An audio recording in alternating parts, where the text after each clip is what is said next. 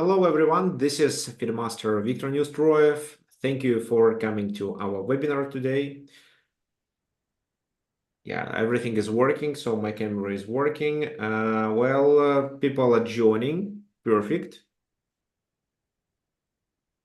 So guys, if you attend this webinar for the first time, could you please tell me which country you are from and what's your rating? It can be either FIDE, ELO, or just a chess.com or Lichess rating.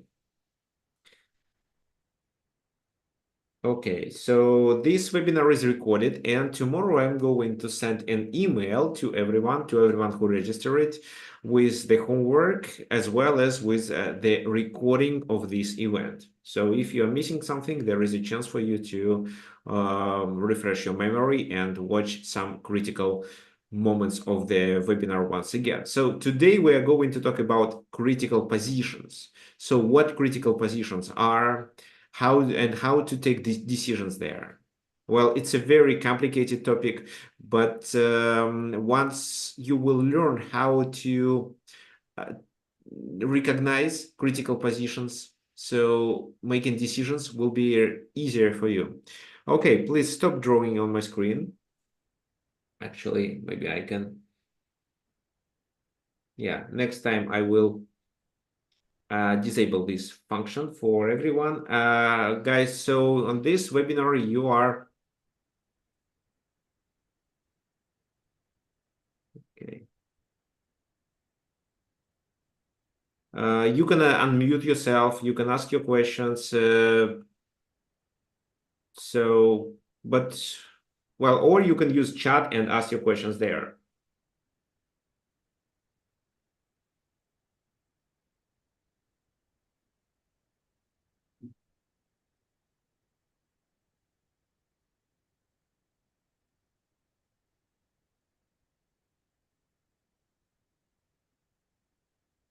Okay, fine. So, first of all, let's talk about the homework that you had before.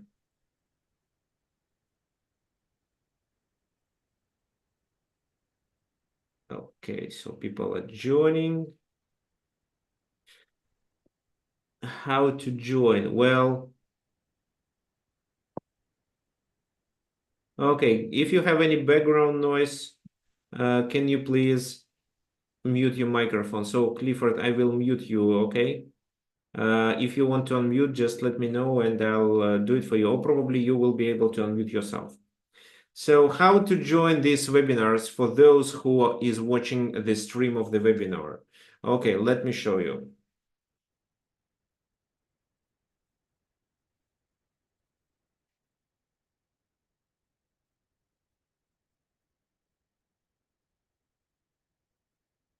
So it's easy. There is a there is a website where you need to register. So you enter your name, your email, and then click Save Your Seat. Then you get an email about the webinar. I sent two emails. One is one day before, so with the link of the webinar. The other one, 15 minutes before we start the webinar. So register here. Well, I'm not sure that right now there will be a link sent, so you can message me at tricksofchess@gmail.com, for example. And I'll transfer this link to you by email. I don't want to put it in the chat on YouTube, for example, because last time I did, a few spammers came and they were doing inappropriate okay, so it's even hard for me to pronounce inappropriate things. Okay, fine. Well, let's check your homework. So if you remember, last time we were talking about how the bishops are superior to the knights.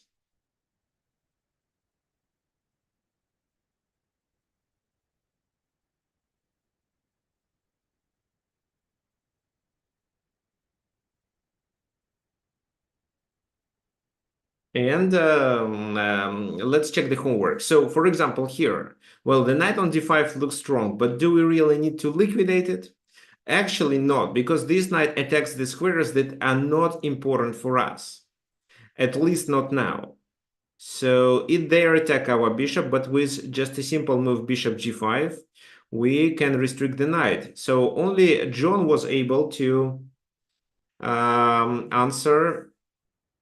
Well, I sent the answers for the homework. So yeah, this move is correct. And this is a kind of a zogged one.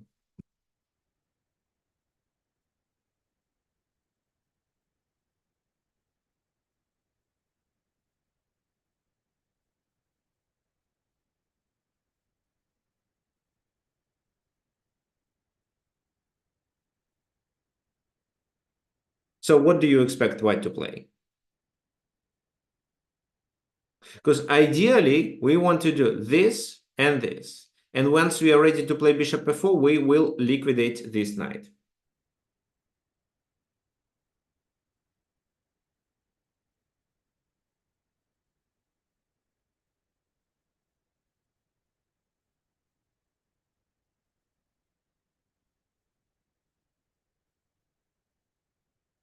Okay. So, well, bishop f3, queen f1. Okay, so let's say, I don't know, let's say bishop f3 or queen f1. Well, bishop f3 stops queen coming there, right? But at the same time, we can play e4. However, the second idea here can be to advance the pawn to a5 and then promote it. So I don't know what is better. Maybe just a5 for a while. Then we play a4, then we play queen b2. Well, no, then we play queen c1, exchanging the queen, and then we promote the pawn. So one winning plan is clear. Well, queen f1 is the other option. Okay, but in such a case, still a5 is a possible idea, as well as we can continue with queen g3 this time.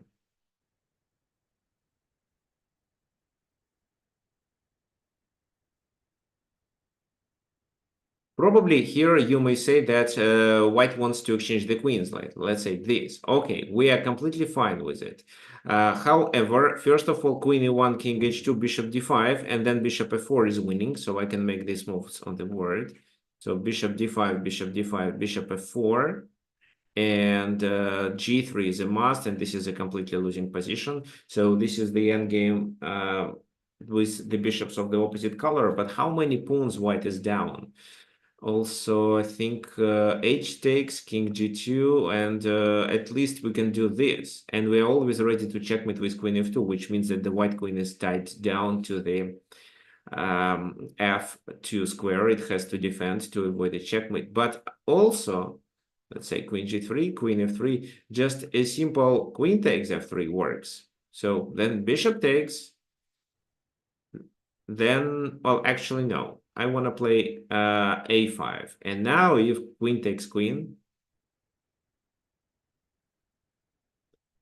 I can do this.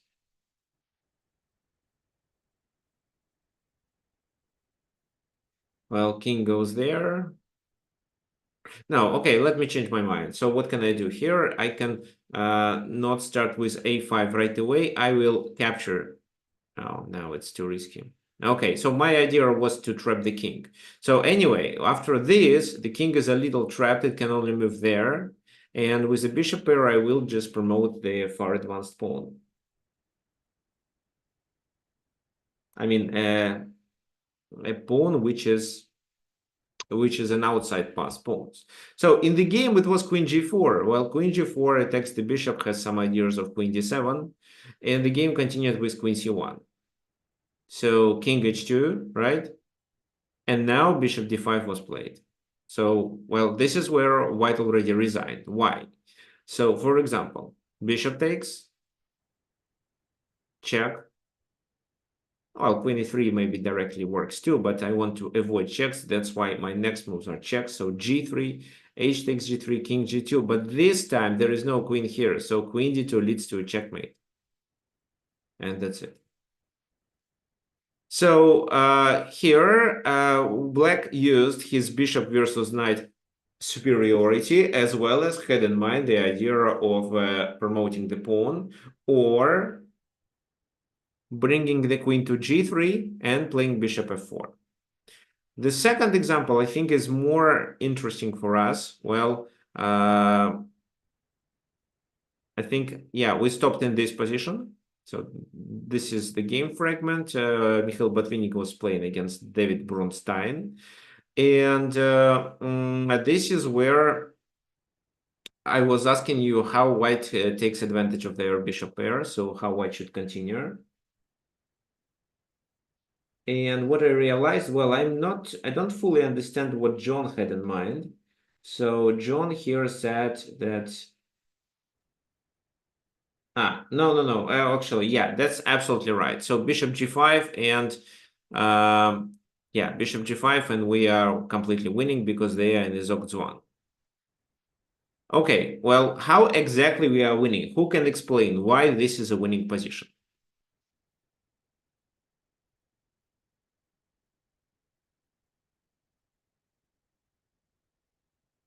Yeah, so that's right. It's a Zogzwan. Well, why? So, for example, if this knight moves, this one is hanging. If this knight moves, it's bishop takes d5, gaining the pawn. If the king moves, we take on h5. So nothing can be done. That's right, actually. Well, so with the bishops, you can always make a triangle to lose the temper and force your opponent to make a move. What with the knight, it's impossible. So when the position is open and you see that you are restricting the enemy knights because you are attacking the weaknesses or because you are just attacking the squares where the knight can move, you can always find a way of how to force your opponent to make a move, and then his king is likely to go away from a very pleasant position and you will take advantage of it.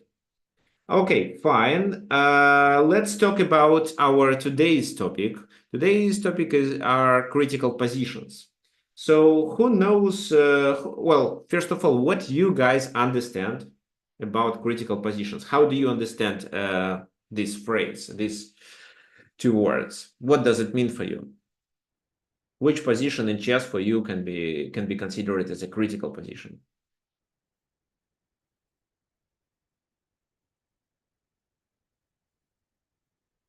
Well, okay, so there are several suggestions. So, for example, a closed position is considered to be a critical position. Well, I don't fully agree with it.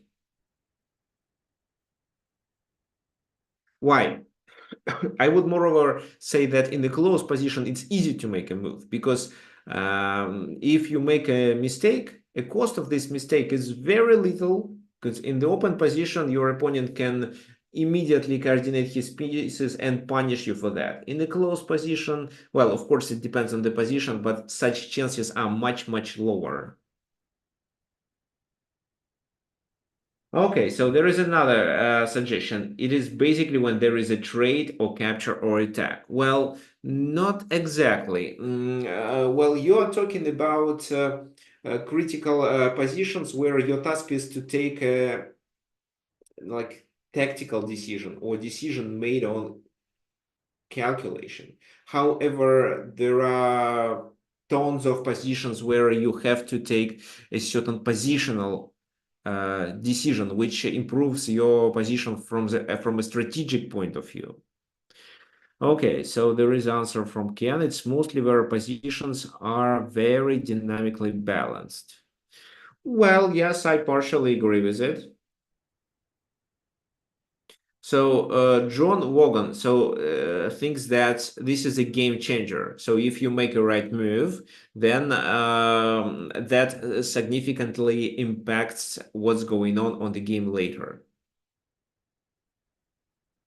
Well, yeah, I think yeah, I very agree. So difficult position or a position where you have to make a crucial decision. Zamfir is absolutely correct. So it's a position where you have to make a crucial decision. Okay, fine, guys. So yes. Uh-huh. And here Georgios is also correct. Georgios says that when it's possible to change the evaluation drastically after you make a move. Um, right.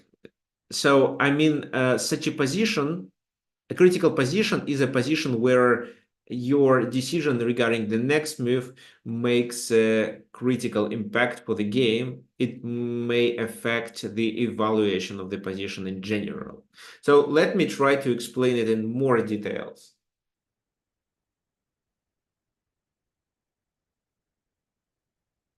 So again, so a critical position is such a position where we have to take a crucial decision. This crucial decision may start a combination, a forcing variation, or a very important exchange which is favorable for you. It can be very important pawn move, or even a decision to make a castling. Well, in just an ordinary position, both players has a choice of what they can do, so which prophylaxis move they can play. So just they develop their pieces, maybe they chase enemy pieces away. So, but in a critical position, the number of helpful moves is limited. Usually there are a few, but very often there is only one critical solution that you have to play in order to continue the game in your favor. Well, in a critical position, there is no time for waiting moves. We have a move which either improves our position or makes the enemy position worse. I would also add here that we make such a move that doesn't allow our opponent to play something that improves his position. And this is what you will see in the game which I prepared next, not this one. This is Karpov versus Spassky. The next game where Kasparov was playing with white pieces, this is where a critical positional decision has to be taken. So in just an ordinary position, both players make moves, not really thinking what their goal is. So they just develop pieces, hide the king, accept logical exchanges. But in a critical position, the value of the move is so crucial that sometimes it does make sense to spend a lot of time in such case. So how to recognize whether the position becomes critical or not? Well, first of all, you should understand that your and enemy forces are starting some direct confrontation, or if they are ready to start such a direct confrontation. Or, for example, if there is a certain material or positional disbalance of the position that you want to get rid of, or maybe you want to even take more advantage on this disbalance. So a player who takes a critical decision at the moment can be an attacking player or even a defensive side. I mean, he may take a crucial decision which allows him to succeed with the attack, or he may take such a decision which helps him to defend the position properly. So it's not about an advantage of one of the players. So if we want to attack, we're trying to stop our opponent to consolidate his position, to hide his king and defend his weaknesses, and also activate his pieces. In the second case, where our task is to defend, we are mainly trying to refute enemy immediate threats, as well as make the position approximately equal. So what you need to learn in order, well, actually, we will talk about it a little bit later. Let's first talk about this position. So this is a Karpov versus Spassky game, and Anatoly Karpov had to take a critical decision. What do you think? What would you play with white in this position? Before answering, I want you to also pay attention to the black's opportunities. If it was black to move, what would they play?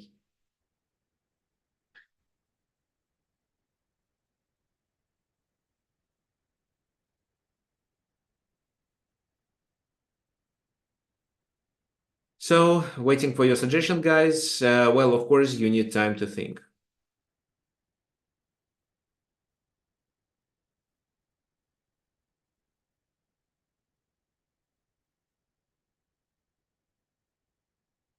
Okay, thanks for your suggestion. Yes.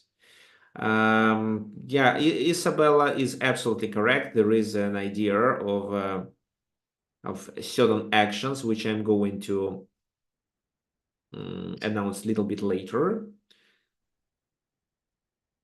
Okay, so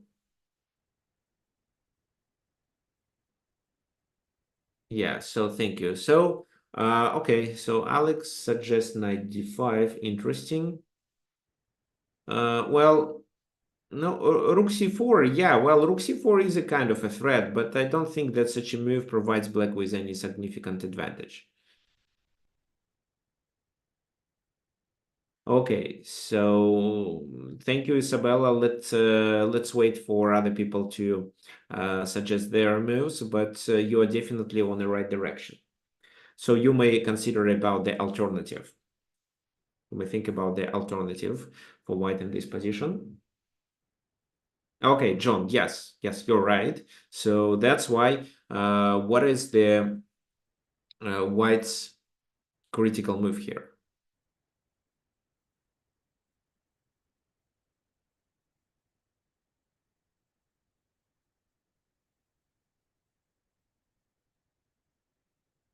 Okay, guys, so let me explain it. Yeah, so black is threatening with knight takes f2. That's right. So many of you were correct. So Georgios, for example, John, Isabella, you guys, yeah, it's definitely very important. So for example, if I just play a random move, let's say this,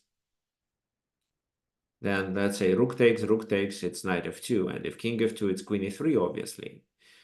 Well, yeah, okay, maybe rook c1 is a stupid move. Okay, let me play this, but then it's still this. He goes there, and then what can it be? So it can be this, I think, but maybe first it does make sense to play bishop a6. What do you think about this? So the bishop has to be taken, otherwise white loses a lot of the material, and then this threatening with queen c2. So knight d3 doesn't work because of this, so but maybe knight h3 works.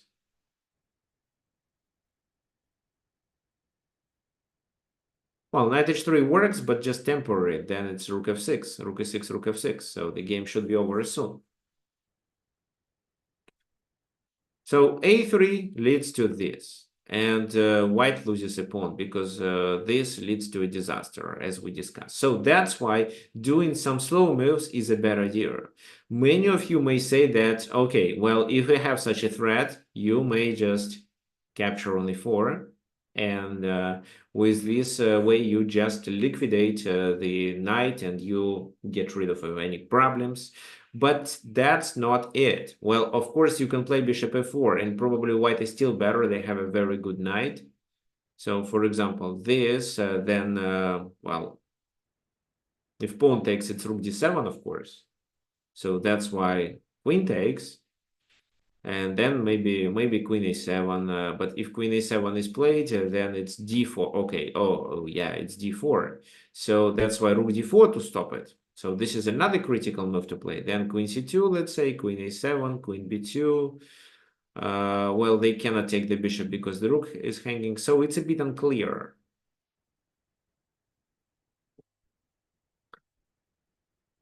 And white exchanged their bishop. So what did Karpov play? So of course, Karpov saw knight coming to f2. But this is a critical moment where he understands that, for example, bishop e4, queen e4, rook d4, and then it's not clear how exactly he may play for a win. But if he can capture the pawn, in this variation, maybe if he then parries knight f2 idea, then he gets more chances to play for a win. And actually, instead of just defending f2, which is just a pawn capture, it works only in case of king capture. So if the king doesn't capture, it's just a pawn capture. So he took on a7. Of course, black reacted with knight takes f2, but knight d5. So this is the move that he had in mind. And then he realized that there is no danger to his king. Why? Because in case of bishop d5, the queens are exchanged and the king cannot be attacked without a queen. In this position, it's almost impossible. Well, what else? Just moving the queen doesn't make much sense because a3 is already protected. And where to move the queen? If, for example, you move with the queen, let's say to e5, it's queen takes b7. So white is fine to sacrifice this rook, but capture the knight. With such a knight in the center, they are likely to win. For example, if you play queen b2, what comes to your mind? What do you think is the best move for white in this position?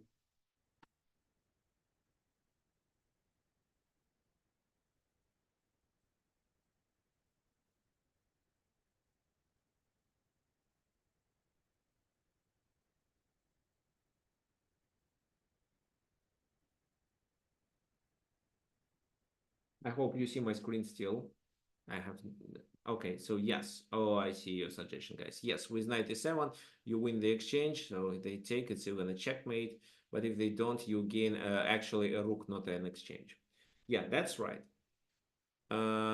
So that's why after knight d5, the queens are exchanged, right? So if rook e7, it's just, which move? Rook d5, I think. Yeah, it's rook d5. Ah, my volume dropped. Significantly or not?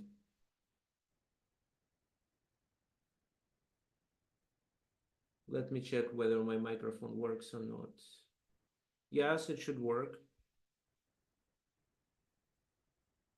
How is it now?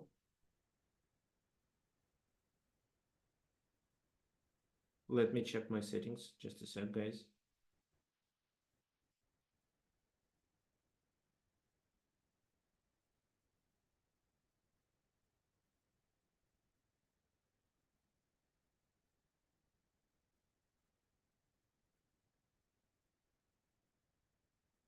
Okay, just a sec. I'll check my settings.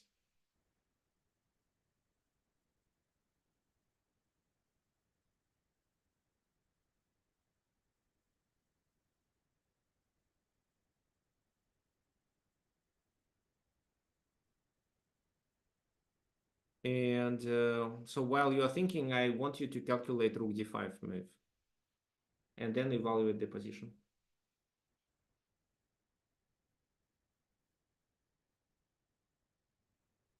Okay, is it better now?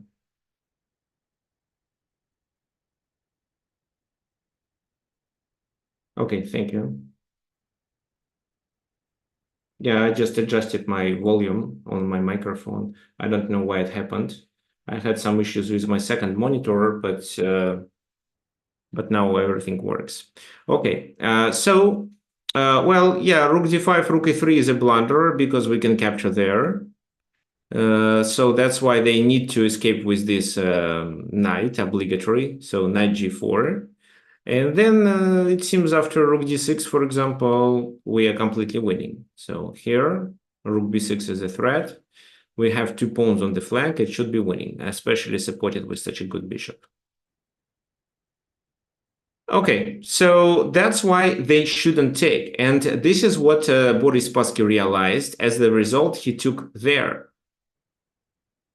What now? Well, if the queen moves away, for example, well, queen e8, well, queen e8 doesn't make sense here, I think. Then what? You take on d5, but no, if you take on d5, they take on e3.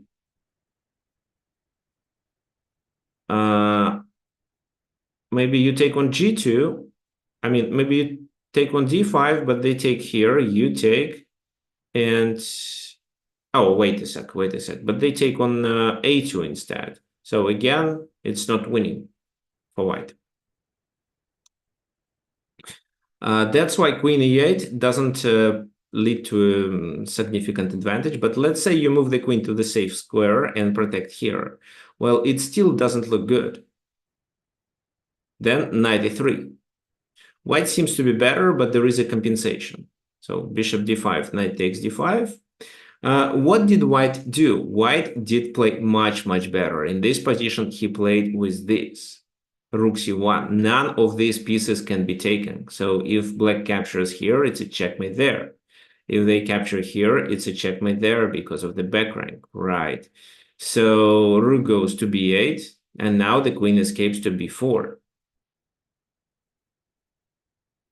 So bishop g2, king g2, knight takes e3. Well, maybe it wasn't the best way to play to let the king go to b4. Queen d7, I think, is better. Why? Well, because now bishop g2, instead of just taking this bishop, there is a counterplay with rook c7, which bishop d5 means queen takes d5, and this is a double attack. So that means that the rook goes there, so rooks becomes passive, and now queen d1, and we save the pawn on e3. That would be the best position. But even queen b4 is enough to play for a win, and this is how white won the game. So the rest is not important for us, but if you want, we can just take a look at what happened in the game there. So queen d4 is not a blunder, of course. It's a back rank attack. They double the rooks, then queen d7, knight g4, rook c8. So after one of the rooks is exchanged, there is no danger to the king at all. So knight f6, rook takes, rook takes. What white should do now? Well, what's your opinion, guys? If you were white, how would you play to win the game?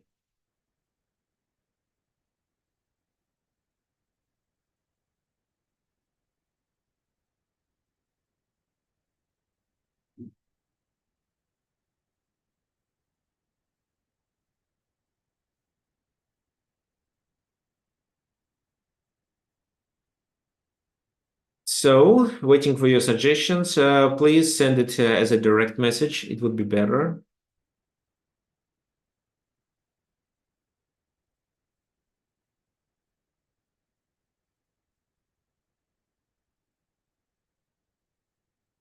Calculating queen c8, in which variation?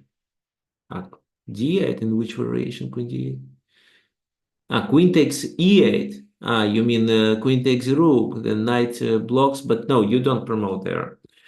So yeah, that's right. You should just move the queen, attack the pawn, try to create a pass pawn on this side. So queen b7, well, queen b5 is playable too, but queen b7 is better because you also have an idea to deliver a check on the back rank. So rook e6, they defend, check, which pins the knight, and now let's create a pass pawn. Now they unpinned, but after queen b7, they, let's say, play something. H3 is not important, but anyway, it was played. Finally, a5, takes. And, well, nothing can stop this pawn. So they play rook e6, a6, and knight c7. Yeah, it's completely winning. So if queen takes, rook takes, and this is a winning position too, but it's more complicated to win because of the ideas of building the fortress. That's why a7, they play rook e7, so they are always ready to take on e8. Queen c6, and the king went to e5. This is what happened in the game. Well, we can talk about king g7 move too, but what would you do in this position?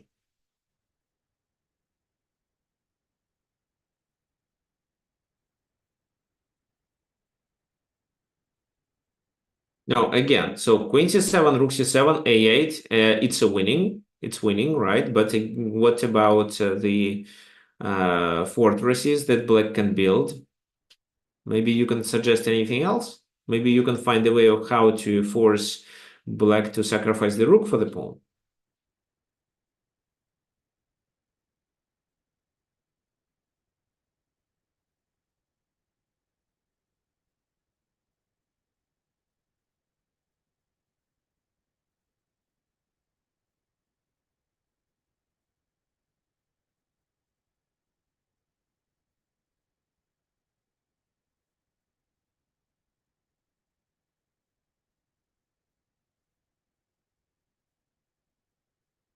Okay, so king f3 was played, like Ken suggested. So what now? Well, they played f6, but even if they didn't play such a move, it's still winning. Then queen e4, king goes to d6, and we simply can capture the pawn on the other side, and then we can still get the knight for that pawn.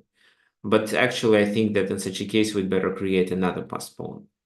So this is what could happen in the game, but after king f3, he just resigned. Why? Well, what else we can suggest? These two pieces cannot move. It's obvious. They can either move pawns or the king. The king has d4 square, but then it's queen d6, knight d5, and a8. So the king cannot move neither. So that's why they can only make pawn moves. So f6 we analyzed, g5, well, h4 is a blunder. So g5, then I think it's just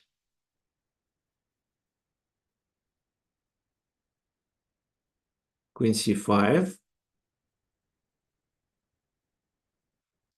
King has to defend this, so king goes to e6 and queen g5. Because if the king goes to f6, it's queen d6. If they block with the knight, you do this. If they block with the rook, you take the knight for free and then you promote. So making king f5, king e5 was a better idea. So probably king g7 should be played. What would you continue in that case?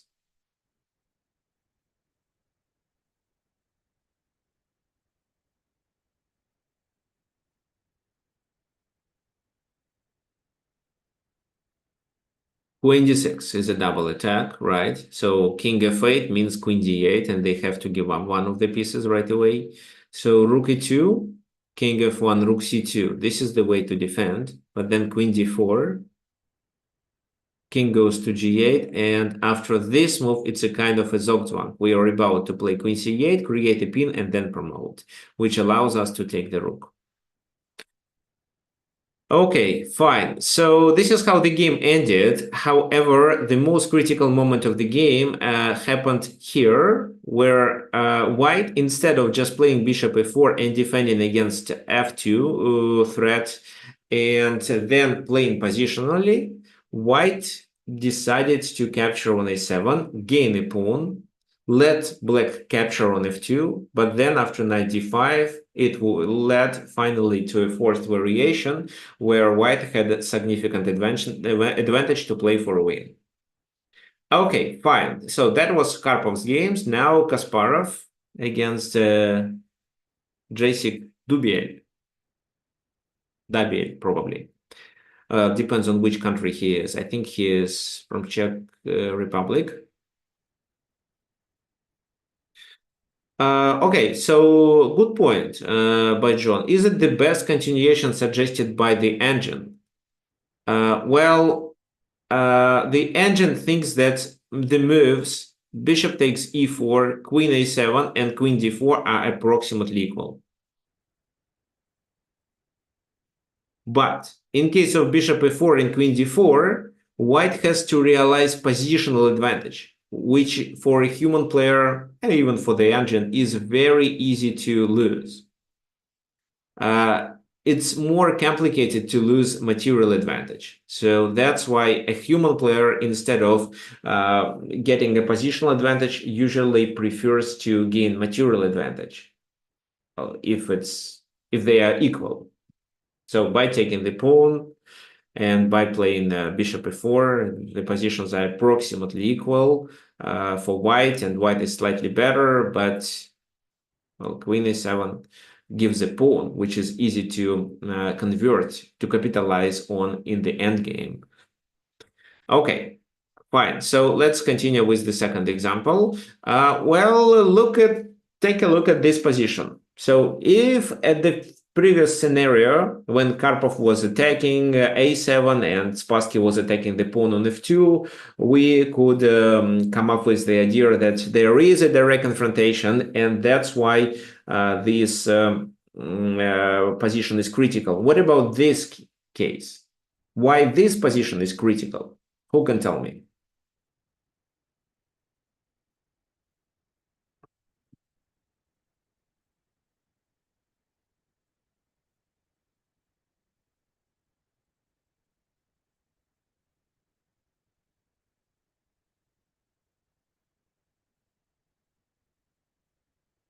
So yes, it's white to move. You can also suggest the move that you would play for white and explain why. If you want to unmute yourself, you're welcome. So you can unmute and say something why you think that this or that move is better. And I also want you to explain why you think that this position is critical.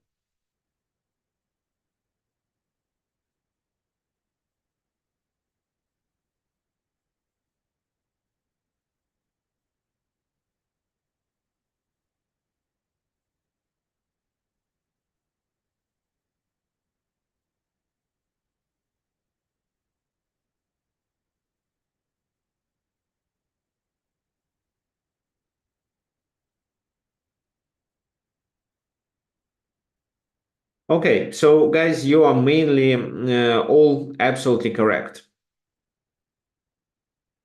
Yeah. So, but anyway, I'm sure that if you're making your previous moves quickly, which is definitely possible, because this is the opening that, well, if let's say you play Catalan, you're probably familiar with this opening. So if you made these moves quickly, like something that you remember or something that you think is typical, you would probably continue with bishop g5 or bishop c5, bishop f4, sorry. Bishop f4, let's say. So improving the bishop, it's logical, right? It's not such a good position in Catalan for the bishop, but generally speaking, developing the bishop is at least not a mistake, but very often a helpful move. And in such a case, the game would continue with e5. Well, in such a case, they would continue with c5, opening their bishop. And it looks like they no longer have any problems with their opposition. So rook d8 is coming. These bishops can be exchanged. The queen may go to the b7 square, or this rook goes to c8. Well, if you do bishop g5, well, which is slightly better, then I still think that c5 is playable. Maybe then you can play d5. Because e takes, c takes, you're about to play d6. Well, but then, well, they cannot take, because if that happens, you can take there with the rook and then capture here. So probably they react with this, and if you decide to take, they have a bishop pair to compensate this pawn on d5. So again, looks like their position is generally fine. If you play knight e5, which is also a very common move for Catalan's positions, then after c5 it's equal. So that's why, while you are understanding that your opponent, I mean, when you see that there is such a moment in the game when your opponent decides to well, and your opponent is ready to make a move which significantly improves his position, such as c5 here, which improves his bishop. You need to not make waiting moves like bishop f4, knight e5, or bishop g5. You need to react immediately. So in this position, you should stop and think. Slow down your play and think, what should I do, and how good my position is after c6, c5. So that's why you may consider playing c5, and this is what Kasparov did. But at the same time, with such c5 move, you let your opponent to settle their knight on d5. And before doing this move, you should understand whether the benefits you get by making this bishop bad overcome the disadvantages that you may face once your opponent settles his knight on d5.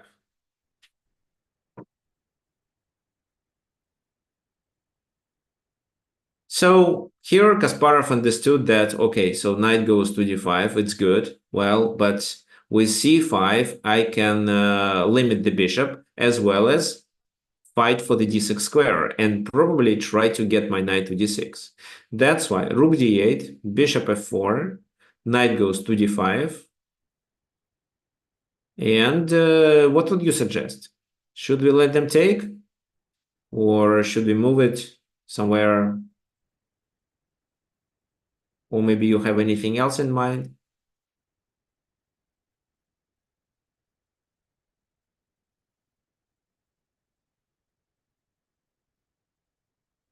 So knight e5, let them take the bishop is one suggestion, bishop g5 is the second suggestion, and queen d2 is the third. So among these moves, I do not like queen d2.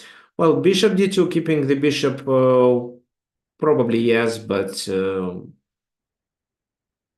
later.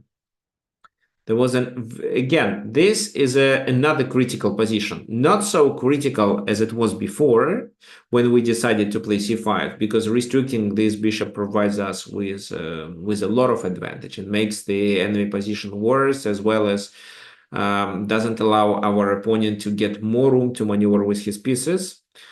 Well, queen d2 is obviously a mistake because of this. And then there is a direct attack. So probably they can just gain a pawn, actually. Well, there is even knight g5 suggestion. I don't see the purpose. Knight g5, you threaten a checkmate. So knight g5, very interesting, actually. I don't think it's a good idea, but anyway. Then he takes, you take, and they can play rook d7. So your bishop is useless. Well, not completely useless, but anyway. What else? So knight e5 is interesting. Knight f4, g takes f4. They probably play something like, not sure about f6, but maybe just b takes c5, d takes c5, queen c7. Yeah, there is a long-term pressure, but let's say they achieve something like that, then c5 can be a weakness.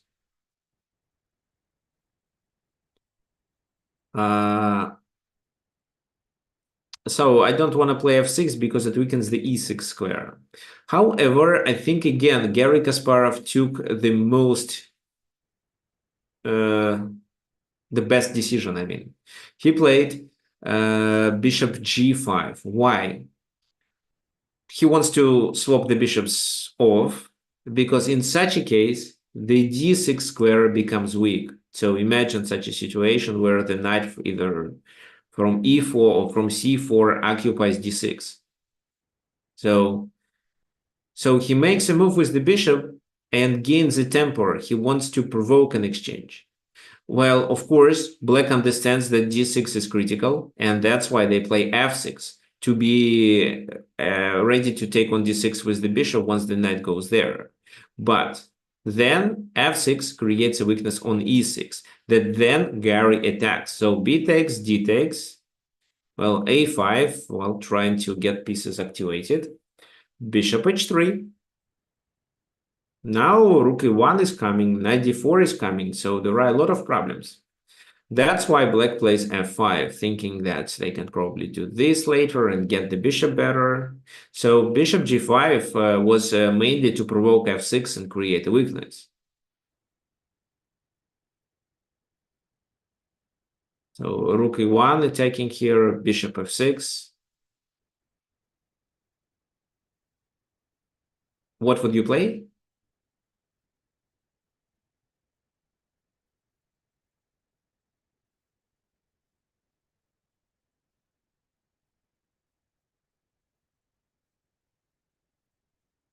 Well, here knight g5 does make sense. You attack there. So probably after knight g5, they take, you take. Well, knight f6 doesn't look like a good idea, so because you can always take it. Rook e8, and then you can do rook e5, rook here, and you'll be attacking e6. One option. The other option is just to play bishop g5, which is maybe not the best move, but a very logical idea. So if they take, the knight goes there, then the knight attacks here, and the 5 is also vulnerable. Of course, they didn't want to take, so they just played bishop a6, trying to improve the bishop. Bishop takes f6, well, a pawn move opens the king's position. That's why they played this move. Knight e5. There will be some pressure on c6 later in the game. And this is where black decided to play this. Well, not sure what they had in mind. Oh, actually, yeah, I know what they had in mind. Well, bishop g2 is coming, right? So, and then this pawn requires some defense. So this is not possible because of a4. So the bishop has to go back after that. And then probably queen c4 will be played. Well, yeah. So this bishop going back to g2 becomes good. Well, he plays rook d5. And now, after bishop g2, Well, if the rook goes back, they lose on c6. But the key idea of rook d5 was to play this. And now after bishop f4, it's rook e5. Again, this is where we see such a situation where there is a kind of a material disbalance. So our bishop is hanging, their rook is vulnerable. We have an idea, a discovered attack. But at the same time, if we take, let's say they take here and first exchange the rooks. So it doesn't make sense. So we see a direct confrontation of our and enemy pieces and some dynamic disbalance. Which move would you suggest? So there is a suggestion. Yes, message me, please, with these rules. F4, rook takes e4, so I don't think it's a good idea. Yes, so Saksham, please message me with the rules that, in your opinion, identify.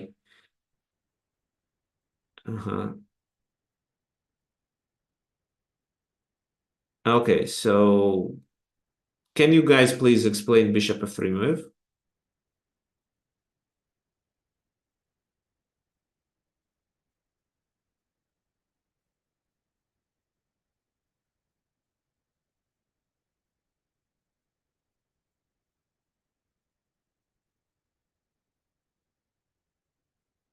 Yeah, so it still keeps pressure on c6. Okay, so the bishop has to move. We do not have a tactical strike at the moment. Neither f4 nor another bishop retreat doesn't make any sense. And bishop f3. Well, why f3? Why not here? It's a kind of a prophylaxis. Well, bishop g2 would work too, but bishop g2 is much worse than bishop f3. So here we leave the king. We leave an escape square for the king, at least. Then we control the d1 square, which may be decisive in case if we decide to attack with our rook, the queen being on there, and if our queen is not on c2. And we also control the e2, which is maybe not so important, but anyway. So rook takes rook, rook takes, king f7, queen c3. Well, they played bishop b5, queen d4, trying to invade to d6, but they play queen d8, and we don't want black to build a fortress. We don't want them to exchange the queens and defend his weaknesses, so it's better to keep the queens on the board. Queen f6.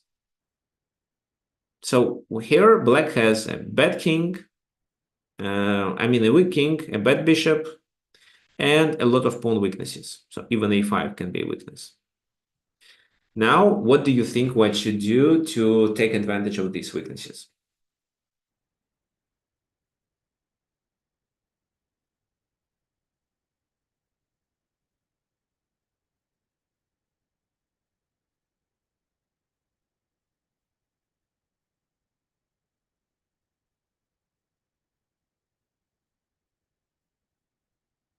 So there is an idea of queen c7, but then he blocks with the queen, and we can have no time to take on c6. And if we first decide to take on c6, then queen takes queen, rook takes, and then bishop c6, we just lose the bishop. So exchange the queens and then play rook d1. Well, yes, we can do that, but rook d1, they can do king d6, and if you play rook d6, it's rook c8. So what? You can play b3 with the idea of a4, but they play a4 themselves. Well, it looks like white has advantage, but I don't see the point. I think there is a better way to get even more advantage here.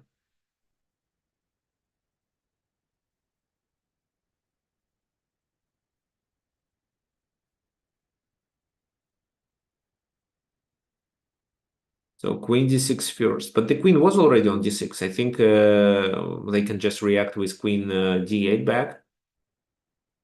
So here queen f4 instead. Why instead? So with queen f4, you are threatening with this. If, let's say, they decide to take the pawn on b2, which is, of course, possible, then we can play with this move. Bishop has to move, so probably there. and then queen c7 comes. King goes to f6, let's say, queen c6, there is a problem with this pawn. Well, they can try to defend it with the bishop, but then they lose a rook. So they cannot defend with the rook. So yeah, it's always a problem. That's why, and we are threatening with this and this, as well as with this move and this. So they have to choose. They chose a4, and after bishop c6, they lost that pawn. Now, white is completely winning. The rest is just a pure technique. Rook e6, another tactical strike. Very nice idea. So if rook takes queen, it's rook takes rook, and this endgame is completely winning, even in case if they take the pawn. So king d7, king g2, king c6, king f3, king b6. Well, I don't think we need to talk about it. White is closer to that side. g6, let's say. King g5, king goes there to try to go here. But, well, h4, king c4, king h6, king d3, king takes h7, king c2. Even king g6 is fine. This, and then we promote. They take here.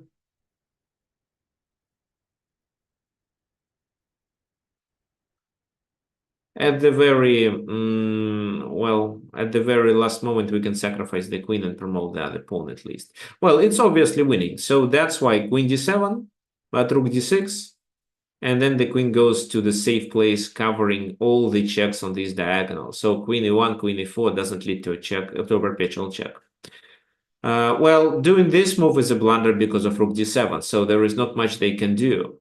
g6, queen d5, and after c6, it's time to resign. So finally, black resigned in this position. Well, why? Because after this move, which is the only move, it's simply rook d7, everything is exchanged, and the endgame is completely winning for white. Because of extra pawn and the pawn endgame. So this is how the game ended. Let's go back and take a look at the critical moment. So the first critical moment was played at the very beginning, where it was important to restrict this bishop. And the second one, I think, was here, because with this move, white provokes black to create a weakness on e6 that white can attack because they have a better bishop. And I think this is another critical moment. I think there are a lot of good options for white, but just a slow move like rook ad1 wouldn't be so good. So it is important to play bishop g5 and exchange these bishops, take the control over these. However, even knight e5 looks good. Okay, fine. So now just a minute for a self-promotion. Well, actually, it's not a self-promotion. If you guys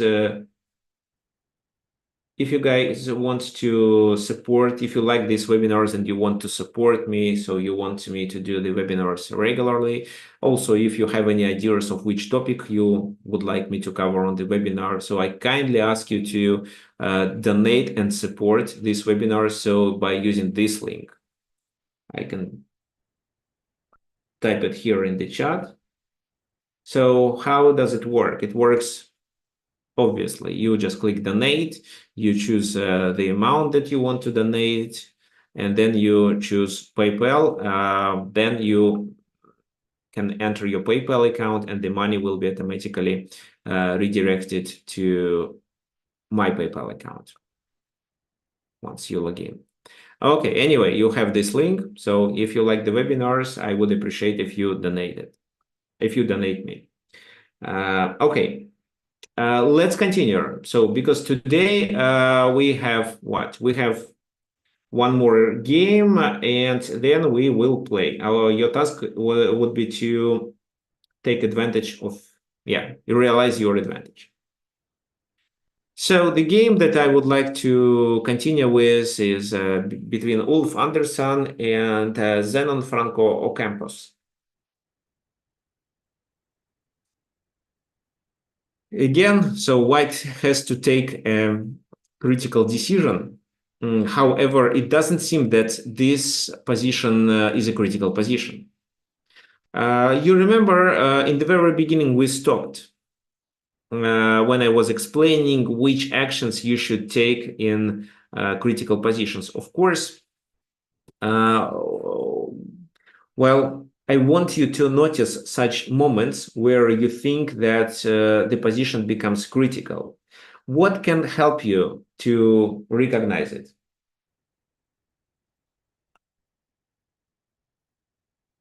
So what can help you to recognize these critical positions? Uh, First of all, experience. You really need experience, and you really need to understand what you are doing in the opening and what types of the positions you are about to achieve. Also, certain knowledge of patterns, which may help you to decide the concrete actions that you should take in a certain type of a position. So yeah, experience and patterns mainly. Also, you have to take into account all other factors that exist in the current position. For example, if you see that your king is in a danger, uh, or it might be in a danger, so it makes sense to castle, for example. When I play the positions I'm unfamiliar with, I sometimes delay castling in order to save a temper and do something helpful, something which will be helpful for me in future. And well, then I can castle later. Uh, and my king still will be safe. But this requires also a good calculation ability.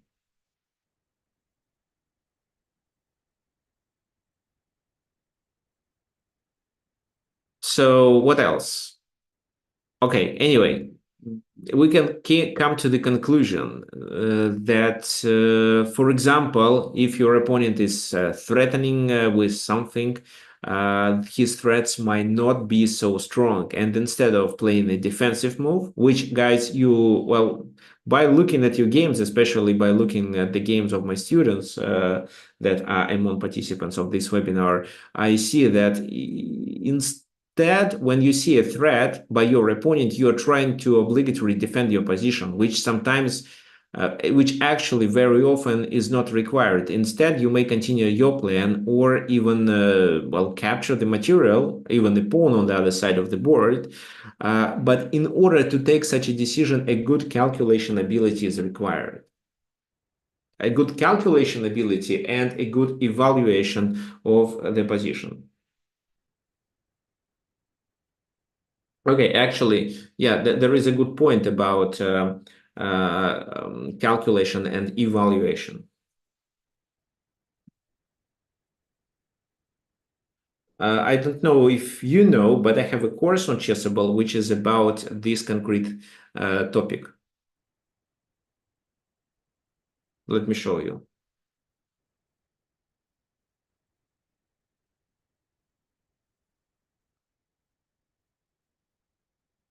So course info, it's called Evaluate Before You Calculate, a step-by-step guide. So if you want, I can also send you the link here. This is about the improvement of your calculation ability. And this course also teaches you to evaluate the position. And based on the evaluation, based on the advantages and disadvantages that you and your opponent have in the current position, you will understand which exact candidate moves to consider. Okay, so the link is here.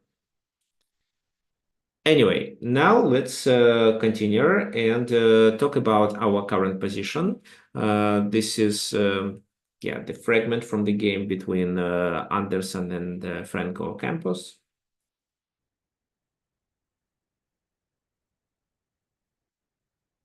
So yeah, I see some of your suggestions here.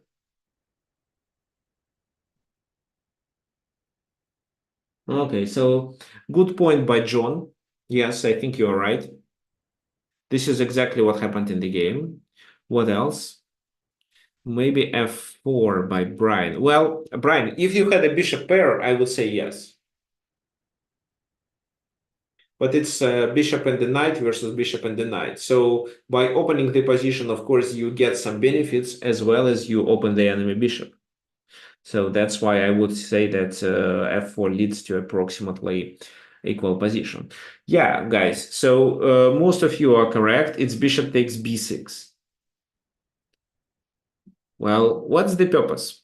The purpose of this exchange is to make your knight superior to the bishop. So knight goes to c4 and look at this bishop. So most of the pawns are located on dark squares and it restricts the bishop.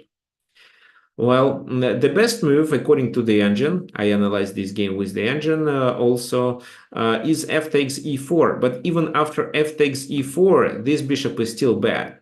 What do you think? How will you play?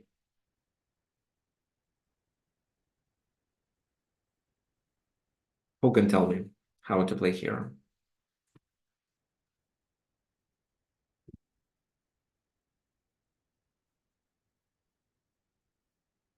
Okay, so by the first glance, something like knight a3, so you're blocking the pawns, but well, your knight is then the object of the attack. Other suggestions are to bring the rook and capture with the rook on e1, or I mean, bring the rook on e1 and capture with the rook on e4. Well, this is also playable. But the best is knight d2. Why knight d2? The knight on d2, when it comes to e4, still restricts the bishop and blocks the pawn. And it cannot be attacked, because even if it's attacked, you can just play f3, which is enough to create a stable position for the knight on e4. Well, that's why here black should do this, at least to ruin the pawn structure. And then they can try this. Then rook goes there. For example, rook takes rook bishop g5. You play rook f3 and you still defend it, while this square is available for the knight. If they decide to play this move right away, it's what?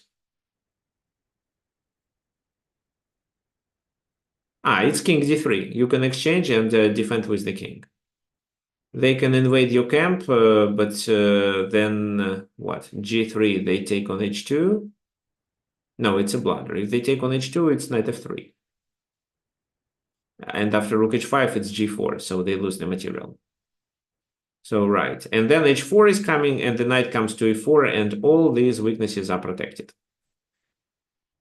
Okay, fine. So, that was the best for black, but they played bishop f6, which is quite natural, right?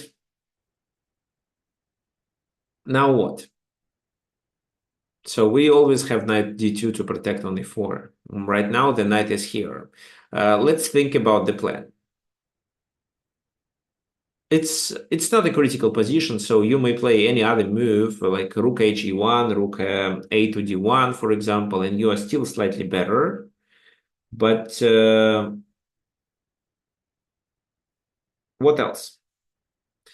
Can you guys come up with a certain plan? Okay, so there is a suggestion by John.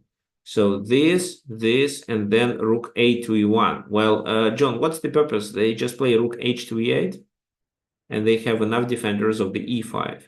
You also let them play e4, which means that you release the enemy bishop. So once again, the line suggested by John is this. Then this rook, well, I would say maybe the other rook. But then they can play this, and e4 is also playable. So no, definitely not. If we want to have some advantage with knight over the bishop, then we'd better keep the bishop closed.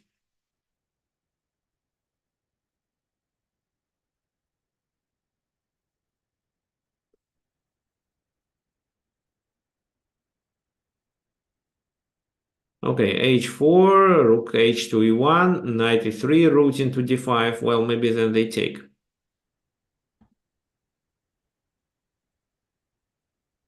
So, James, do you want to say anything?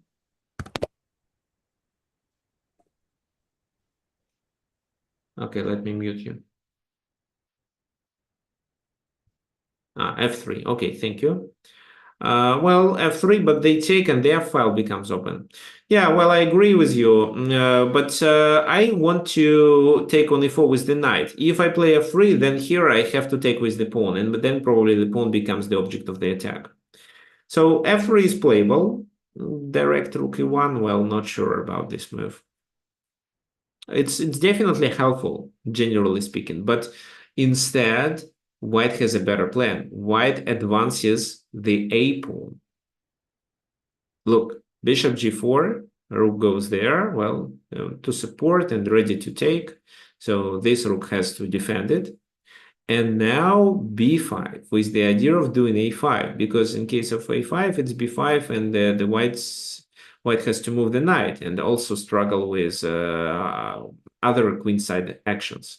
So b5 first, blocking the pawn, and then a5. f4, a5. Pawn takes because it was hanging. Rook takes. Now b6, rook goes to a7. So this is the object of the attack. Now, if we can get the knight to d5, that would be perfect. Also, the knight can go to c6. So there are a lot of opportunities to improve the knight's position. Bishop f6, rook goes there. So rook goes here. Check. I mean, yeah, no. No, it's bishop d8 was played. Okay. So bishop d8 to defend this.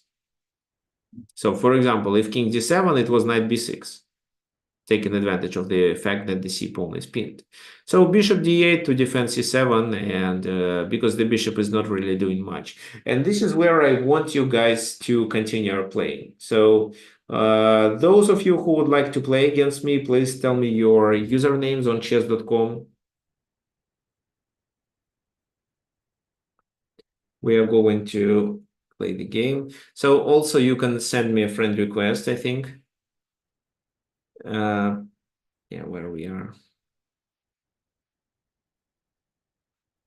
Okay. Yeah, so we're gonna play the game from this position. Your task will be to realize your advantage. So this is my chess.com username. So let me share the screen again. Then let me go to live play. So it's custom, custom position spots, 15 plus 10, then fin. Let me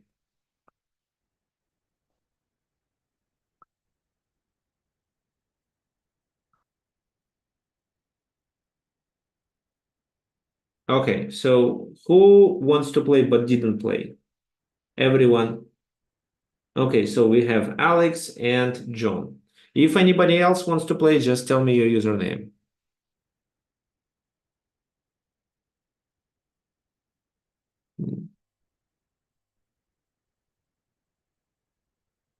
And I'm playing with black pieces.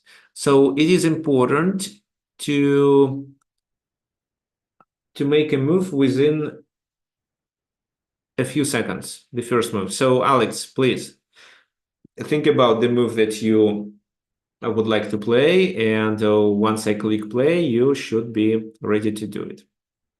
So the link, also there is a link here.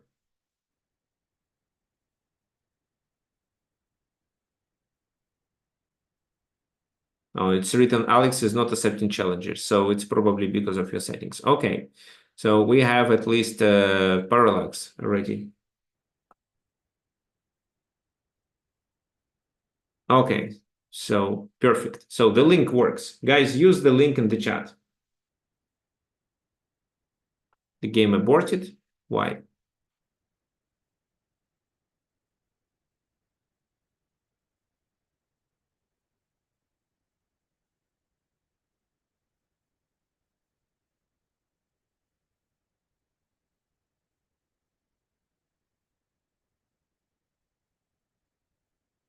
Okay, perfect.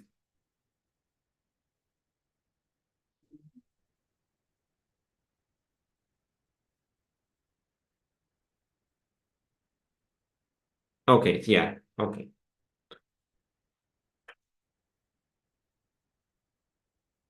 So use this link in the chat, and then you will be able to start the game. But remember that you have a few seconds, I mean, about 30 or 40 seconds to start the game. Otherwise, it's automatically aborted. Okay, so I have no other move. If I go king b7, it's checkmate, so I go king d7. Knight goes there. Okay, what's the goal? The goal is to improve the knight, probably to c6. Let me do this move. Rook a7.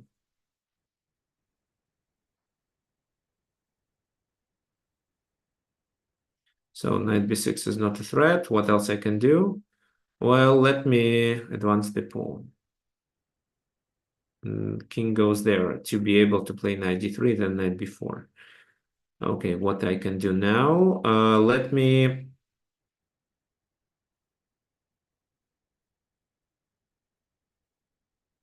Well, f3 looks interesting. Rook b8. What's the purpose? The purpose is to capture there. Okay, very nice idea.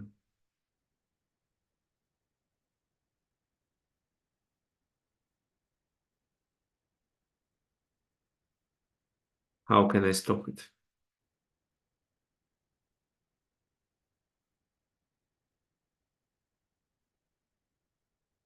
Maybe I can try to attack on the other side. Okay, g3. Yeah, well, of course, I wasn't expecting my opponent to make a blunder.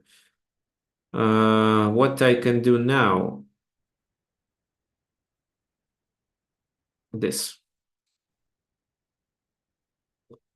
Right. And then this.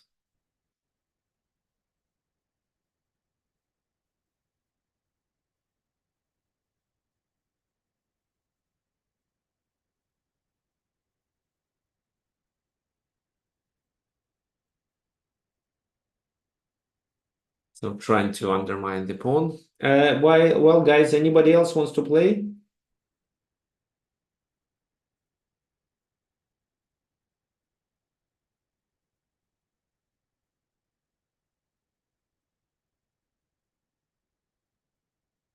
Okay, finally, Alex joined us.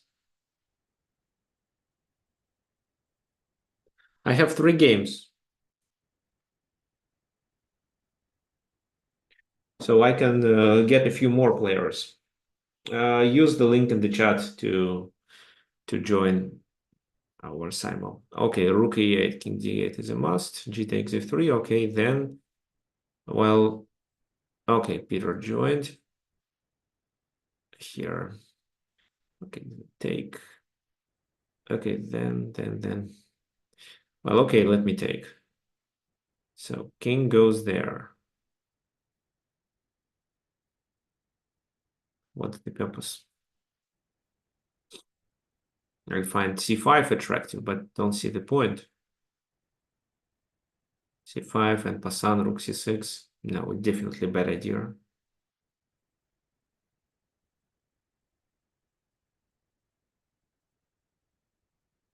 Okay, let me stick to the same strategy. Okay, yes, so I was expecting it. It's not a surprise for me.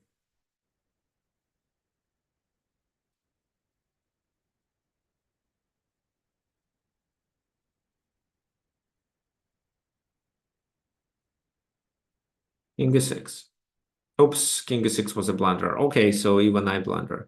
Okay, this move, knight d2. Well, okay, at least you go to f3. c4 I take there. As for this move, I play g5, c5. Okay, so it's about to...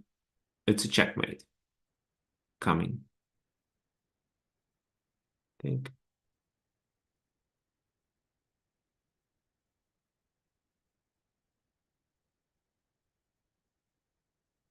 Okay, it looks like it's a disaster.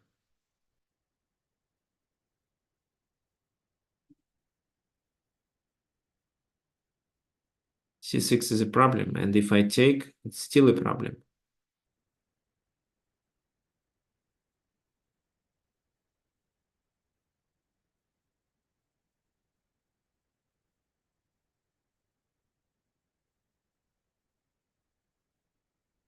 So I have to escape, but it still doesn't look good. Okay, knight g5. Knight c7 is a threat, kind of.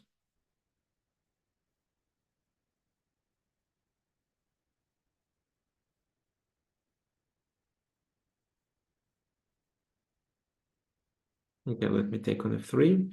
So the knight goes there.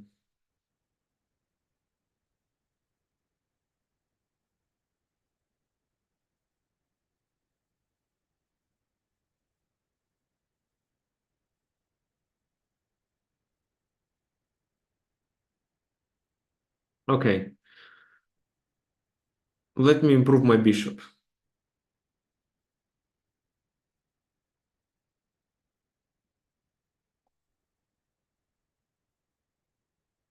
Rook b6. Very nice.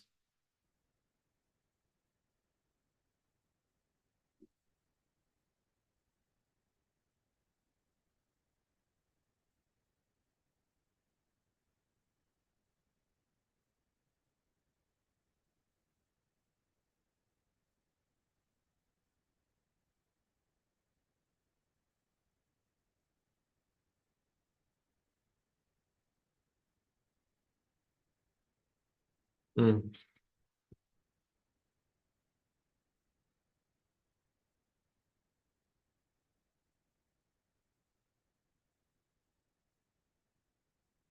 Okay, let me escape.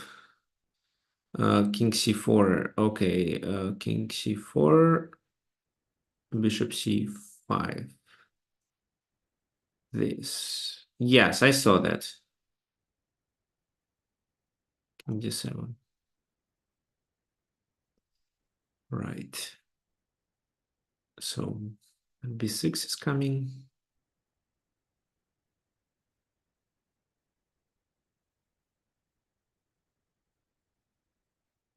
Knight f5. Okay, let me take on f2. Okay, new game. So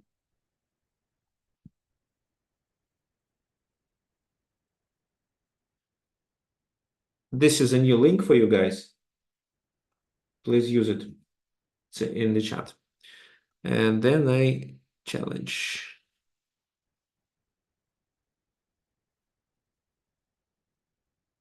Maybe it was my move.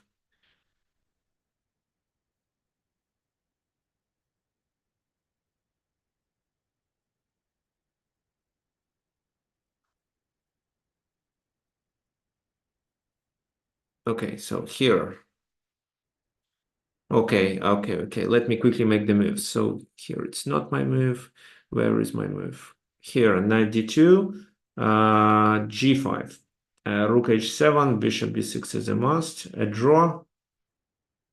I want to play for a win here, actually. Maybe I'm completely mistaken, but I will take my chances. So where else is my move? Here. King d7, this move. I do that. This I can capture with the rook. This knight b6 is potentially a threat.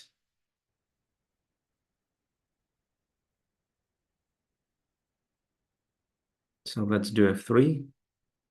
Rook b8.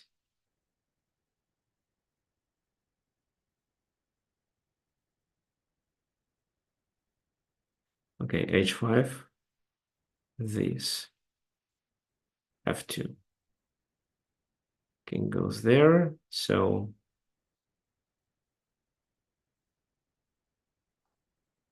let me try this.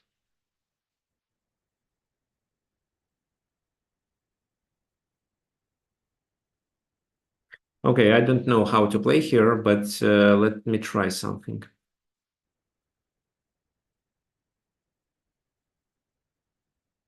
Let me try h5. This check, I go there.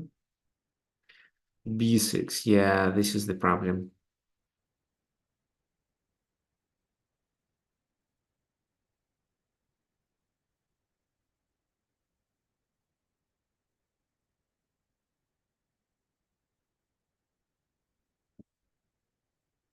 Knight goes there. So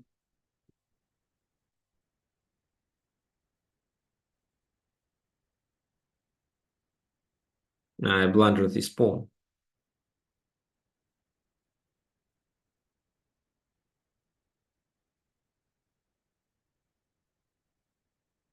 How do I win in such a case?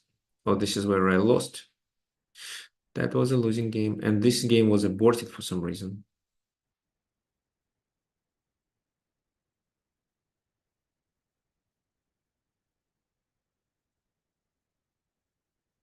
I need to bring my rook.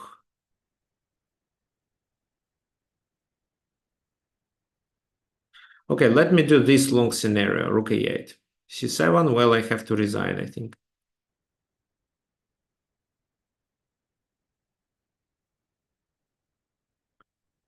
Rook f8.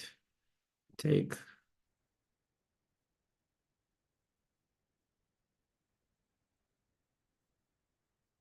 Okay, so let me not waste your time. So here I resign.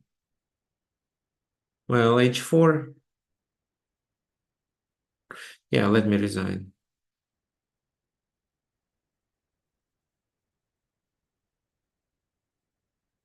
What else? Well, this is where I am lost. It's a checkmate, actually. Very nice. Yeah, okay, what's then? 96. Oh, bishop e3. Rook goes there. Let me take. f3. Mm-hmm.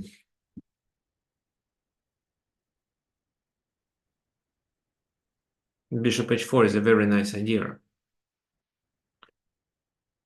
What else? This is okay, knight b6.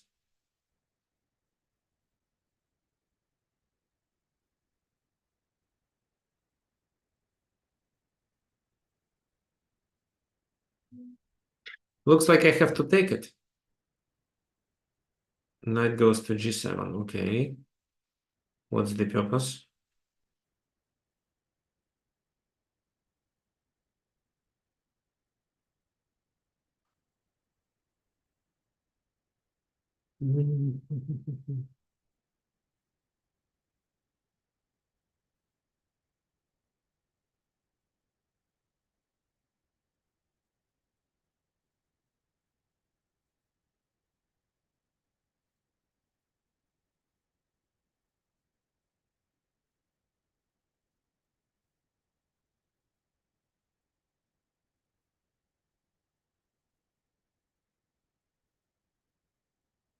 Okay, this move. Now what? Knight b3. Well, I still think that this check should be delivered.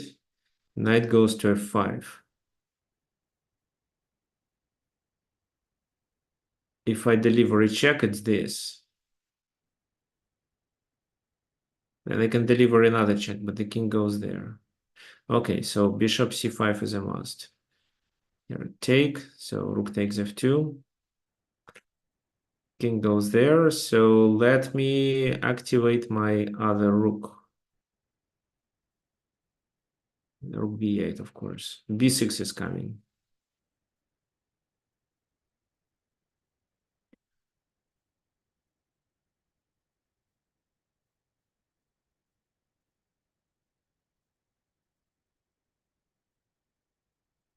How can I defend against this?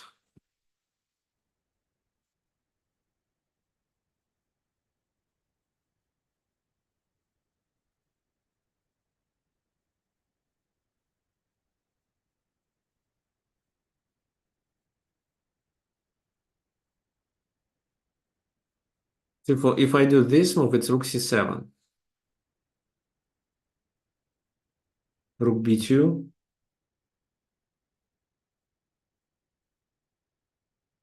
Maybe rook h2 should be played. Rook h2, b6. This is how I can lose. b6 can be played anyway. Even if I play rook f6, it's b6.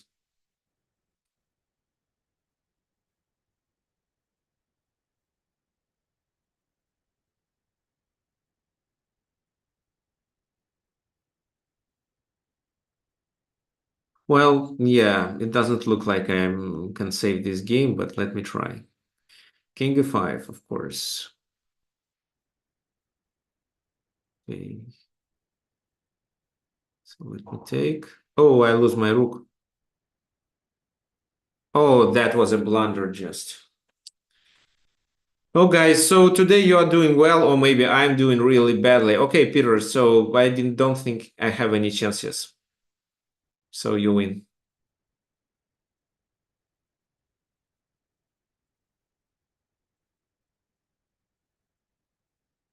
B6, right? So what can I do? Check. Goes there.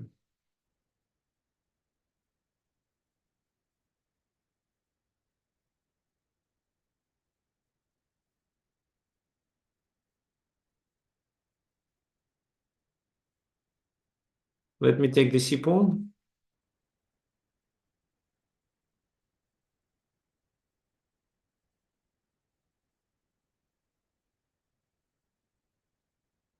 Yeah, this is also time to resign here. Okay, you're right. Well, looks like I didn't have chances. What about this game? It was aborted. Why? Okay, I don't know. Maybe because I didn't play in time. So this game is over. So this is the only game to play. E5. So now I can capture on C3. Then it's E6.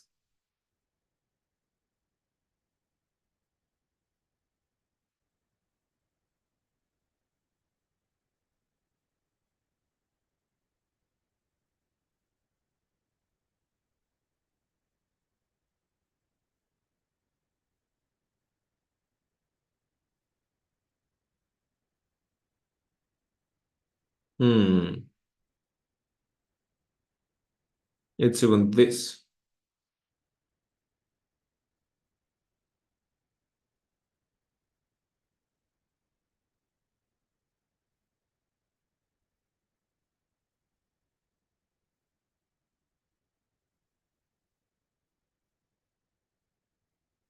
Okay, let me play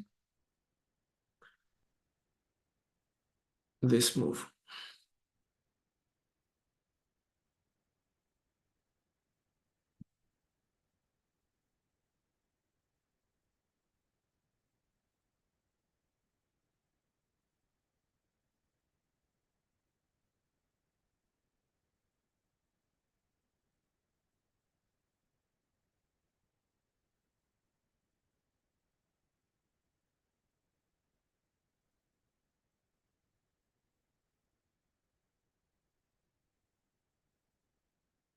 So E6 is coming. I don't know how dangerous it is.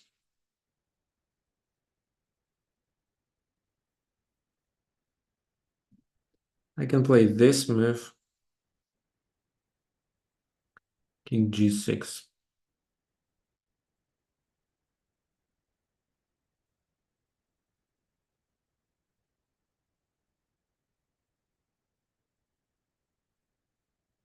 I think it's a good idea, actually.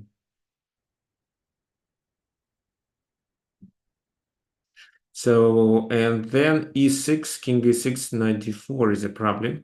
So I'm going to play C5.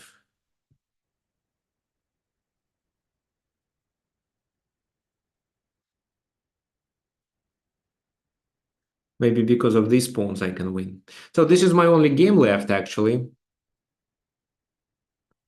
So in the game against Peter, I blunder it. So today, guys, you are doing well.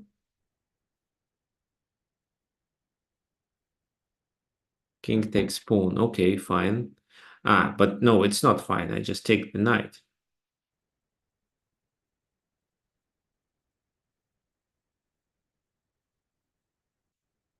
So this move. Okay.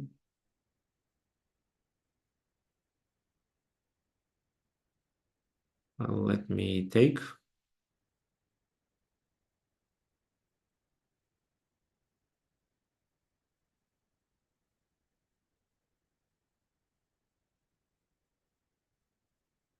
Check.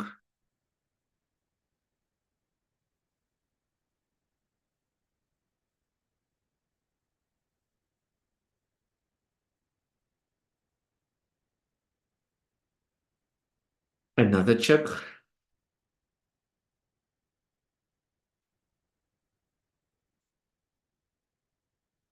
Now bishop c5. No, well, I have extra bishop, so it's not about two connected pass pawns.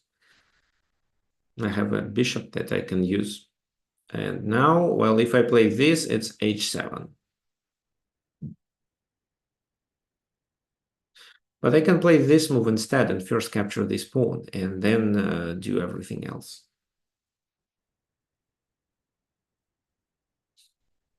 Yeah, rook g1 was good, but then we promote simultaneously. With this move, I stop promotion. So king e6. There is no rook d6 move. So I take. I don't think you have any chances here.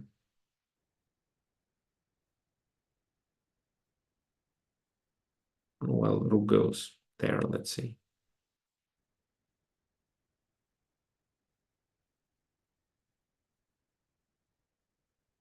Alex, it's over. Actually, which country you're originally from? It shows Bulgaria, but I don't know whether you're from Bulgaria or not.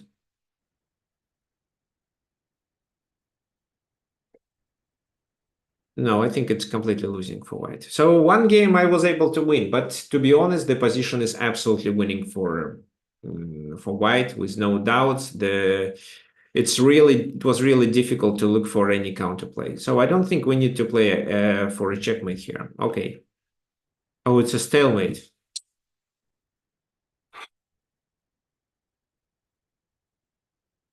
How did I miss it? It was really hard. Okay. Nice idea. So yeah, Thanks. the idea is nice, yeah, but well, so just any move wins, even c3, let's say.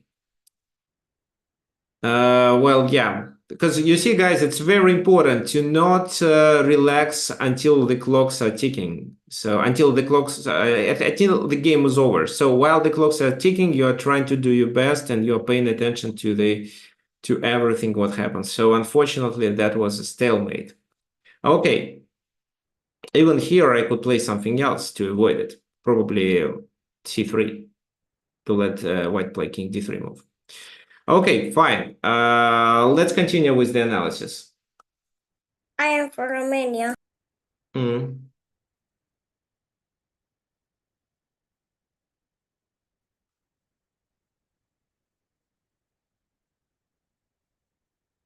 So what did happen? Well, delivering a check was a good idea. Then they played rook a2. Well, they could actually play almost anything. In this position, instead, well, this move was really perfect, and many of you played it. What else? Oh, just anything. Well, this move was played instead, rook a2.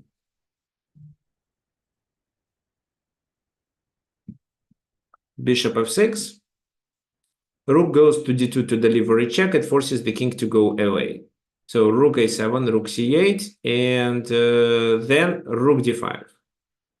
Looks like white just slightly improved their position, forcing the enemy pieces to go away from these weaknesses.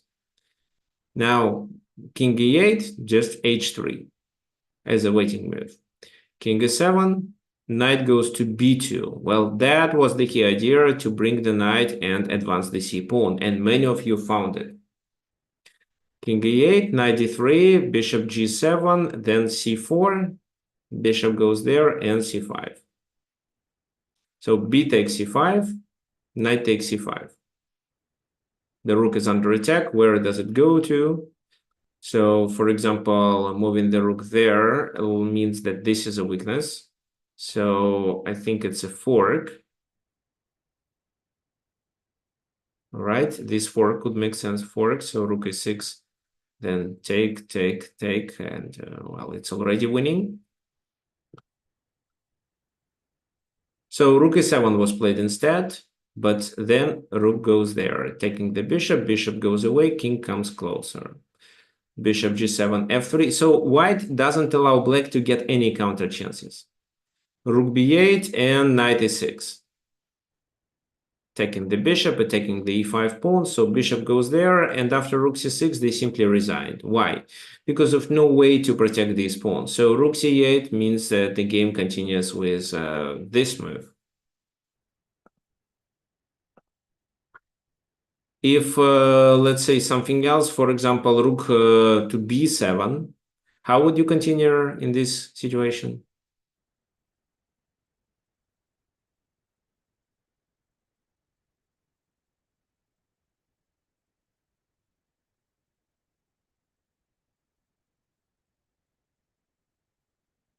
Rook d8, yes, it's rook d8, king f7, and rook f8. The game is over, it's a checkmate. Right, so that's why after rook c6, white resigned. So once again, let's repeat. And actually, yeah, I have a homework for you. Let me open it. Let me open and I can show you.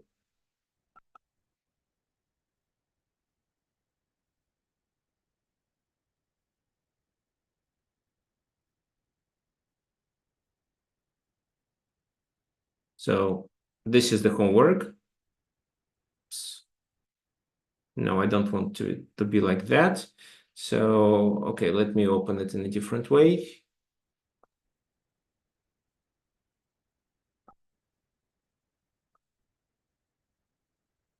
This is the homework.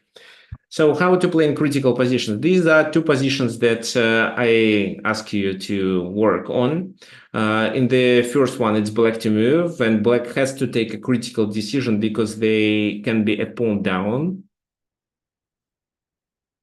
And in the second position, white is down the exchange, right? But look at black pieces. There is a rook on h8 trapped. However, the knight on e8 can be trapped too. So that's why your task will be to find a way of how to well, either improve the knight or gain the material back. Well, you should decide. We will talk about it next time. So for today, I think we are done. We did very important 3 games analysis, and what you should remember about critical positions, that these are such positions where a crucial decision is required from you.